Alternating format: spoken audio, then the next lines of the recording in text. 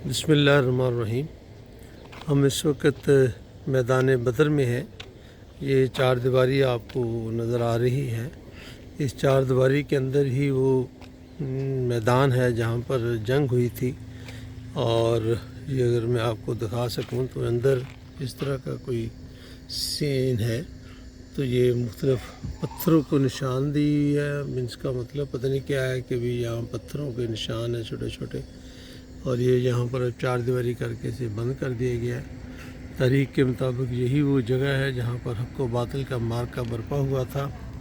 और ये शहर है और काफ़ी इर्द गिर्द बाग भी हैं, काफ़ी लोग यहाँ पर आते हैं।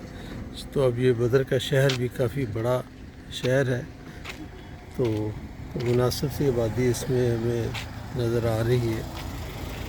तो यहाँ पर ये शुहदा के नाम लिखे हुए हैं, जो लोग जो सहाबा इकराम रिज़वानुल्लाहि अजमईन जो थे, वो जिन्होंने अपनी जान राह हक़ में कुर्बान की, तो ये उनके नाम भी हैं।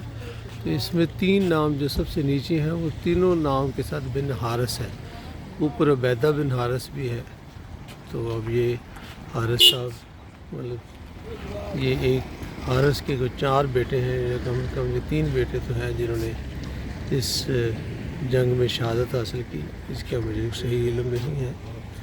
और ये अगर आप देख सकें तो मैं दूर से भी आपको दिखा दूँ तो ये एक मैदान बदर की वो जगह है जहाँ पर है। और ये शहर है और ये खजूरों के बहुत सारे बागात हैं जहाँ पर है। अल्लाह रब्बुल इज़्ज़त उन शुहदा को और उन मुजाहिदीन को, गाज़ियों को इसका बेहतरीन अजर अता फरमाए जो उन्होंने हक़ व बातिल की जंग में अपने किरदार अदा किया और शहादत पाई।